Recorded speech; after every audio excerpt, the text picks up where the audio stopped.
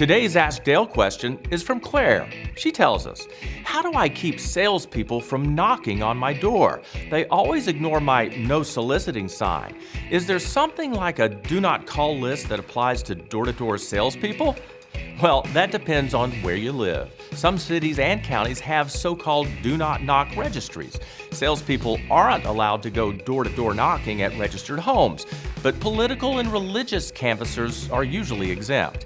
Ask your city or county lawmakers if they have a registry. Otherwise, you'll have to ignore the salespeople at your door and hope that they finally get the message.